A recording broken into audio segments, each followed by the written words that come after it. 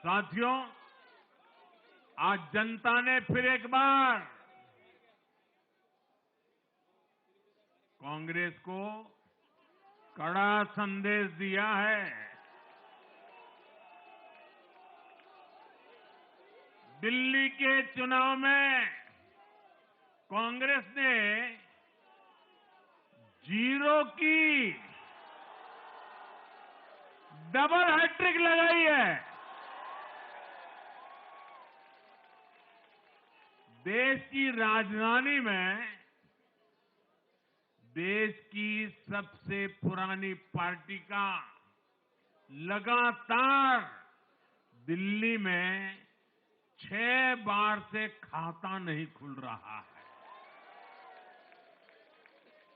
और ये लोग खुद को पराजय का गोल्ड मेडल देते फिर रहे हैं। सच्चाई ये है कि कांग्रेस पर देश बिल्कुल भरोसा करने के लिए तैयार नहीं है। पिछली बार मैंने कहा था कि कांग्रेस एक परजीवी पार्टी बन चुकी है। ये खुद तो डूबती है, अपने साथियों को भी डुबोती है।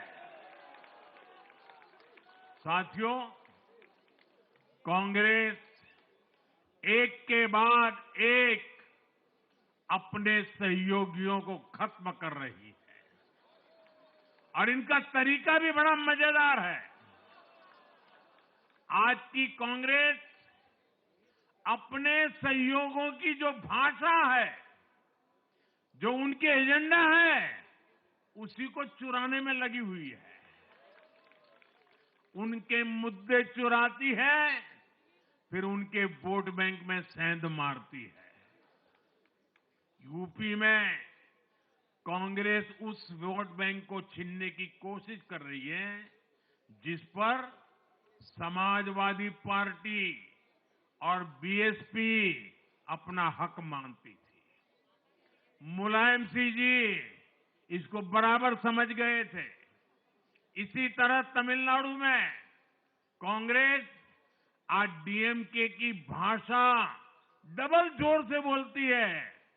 उनको डीएमके के वोटर को लुभाना करके खुद की हैसियत बनानी है। बिहार में भी ये कांग्रेस ही है जो जातिवाद का जहर फैलाकर अपनी सहयोगी आरजेडी का जो पेटेंट है उसी जमीन को खाने में जुट गई है। ठीक ऐसा ही हाल जम्मू कश्मीर, बंगाल में भी कांग्रेस ने अपने सहयोगियों का किया है। अब आज दिल्ली में भी साफ हो गया कि जो भी कांग्रेस का हाथ एक बार थामता है उसका बंटाधार होना तय हो जाता है।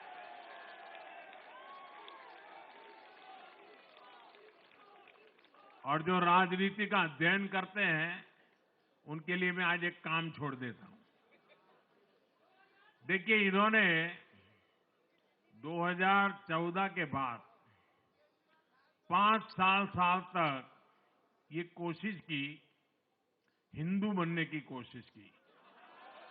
मंदिरों में जाना, मालाएं पहनना, पूजा करना, भांति भांति की कोशिश की। उनको लगा कि ये करेंगे तो बीजेपी की वोट बैंक में हम सेंध मार करके कुछ ले आएंगे, लेकिन उनकी दाल गली नहीं। तो आपने देखा होगा पिछले कुछ वर्षों से उन्होंने वो रास्ता बंद कर दिया। उन्होंने माना कि ये भाजपा का क्षेत्र है, उसमें पैर नहीं डाल सकते। अब जाए तो जाए कहां?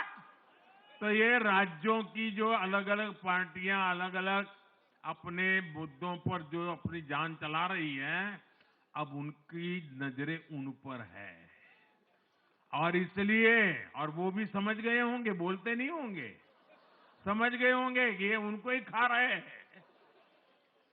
साथियों, इंडी गठबंधन के दल अब कांग्रेस का ये कैरेक्टर समझने लगे हैं। इंडी वालों को ये एहसास हो रहा है कि जिस वोट बैंक को उन्होंने कांग्रेस से छीना है, अब कांग्रेस उसे वापस पाने में जुटी है। इसलिए दिल्ली में हमने देखा, इंडी के ही दलों ने एकजुट होकर कांग्रेस को हैसियत बताने की कोशिश की, अपने वोट बैंक को रोकने की कोशिश की। ये मीडिया वालों को पता नहीं समय नहीं मिला, अब तो समय ही समय है उनके पास। इंडी गठबंधन पूरा दिल्ली में कांग्रेस के खिलाफ मैदान पे उतरा था, और फिर भी क्या हाल हुआ देखिए, दोनों तरफ। साथियों, वो कांग्रेस को रोकने में तो सफल रहे, लेकिन आपदा को बचाने में कामयाब नहीं हो पाए। साथियों, कांग्रेस का हाथ थामने वाले इसलिए भी बर्बाद हो रहे हैं क्योंकि आज कांग्रेस वो कांग्रेस नहीं है जो आजादी के आंदोलन के समय थी, जो आजादी के बाद कुछ दशकों तक थी। आज वो कांग्रेस नहीं है। आज कांग्रेस देश हित की नहीं, अर्बन नक्सलियों की राजनीति कर रही है। कांग्रेस के नेता जब कहते हैं वो भारत से लड़ रहे हैं, इंडियन स्टेट से लड़ रहे हैं, ये नक्सलियों की भाषा है। ये समाज में, देश में अराजकता लाने की भाषा है। और यहां दिल्ली में तो आपदा भी उसी अर्बन नक्सली सोच को ही आगे बढ़ा रही थी। कांग्रेस की अर्बन नक्सली सोच राष्ट्र की उपलब्धियों पर अटैक करती है।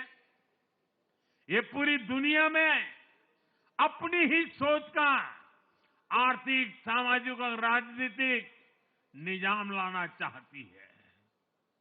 जब ये कांग्रेस में अर्बन नक्सलियों का डीएनए घुस गया है, तब ये कांग्रेस हर कदम पर बर्बाद हो रही है। साथियों, आज दिल्ली से मैं देश के नौजवानों से भी अपना एक आग्रह दोहराना चाहता हूं। मैंने 1 लाख नौजवानों को राजनीति में आगे आने के लिए कहा है।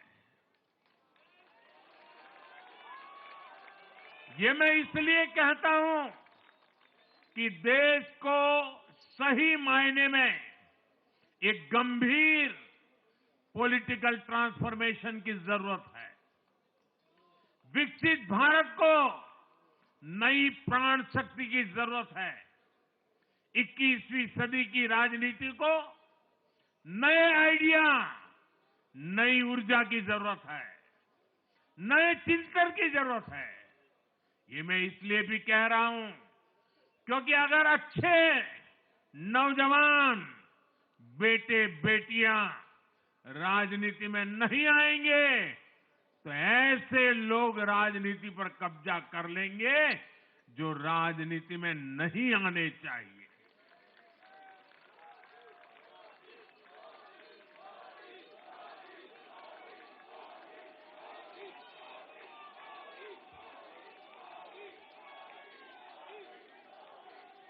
साथियों, सफलता असफलता अपनी जगह पर है, लेकिन देश को धूर्तता और मूर्खता की राजनीति नहीं चाहिए। एक तरफ धूर्तता है तो दूसरी तरफ मूर्खता है। देश का तेजस्वी युवा अगर राजनीति में नहीं आएगा तो देश धूर्तता और मूर्खता की राजनीति में फंस जाएगा। विकसित भारत बनाने के लिए हमें राजनीति में नयापन लाना है, हर स्तर पर इनोवेशन लाना है। साथियों, हमारी ये विजय नई जिम्मेदारी लेकर आई है।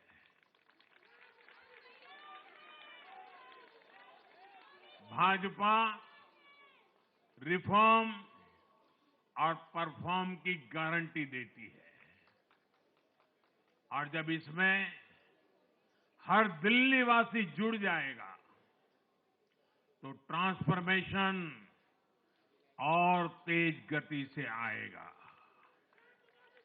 हमें दिल्ली के विकास के लिए मिलकर काम करना है। हम कंधे से कंधा मिलाकर चलेंगे।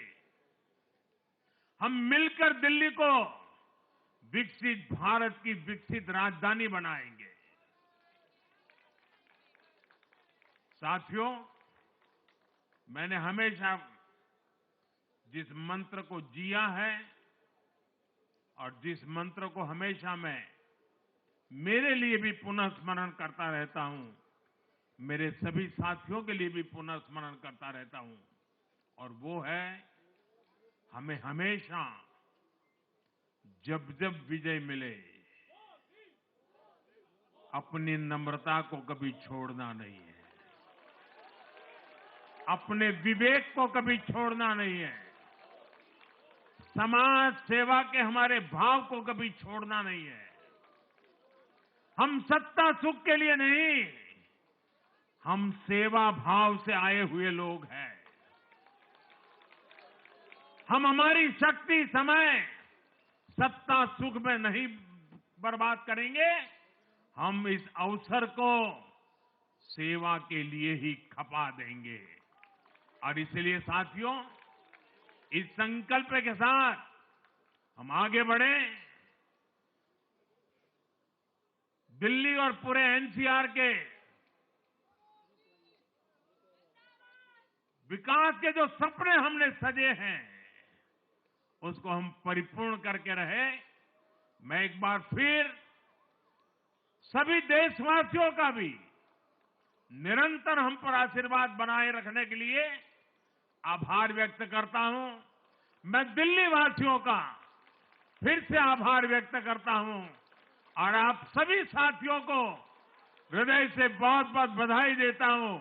बोलिए यमुना माता की, यमुना मैया की, यमुना मैया की, यमुना मैया की, अम्या मैया की, यमुना मैया की, यमुना मैया की, भारत माता की, भारत माता की, भारत माता की। बहुत बहुत धन्यवाद।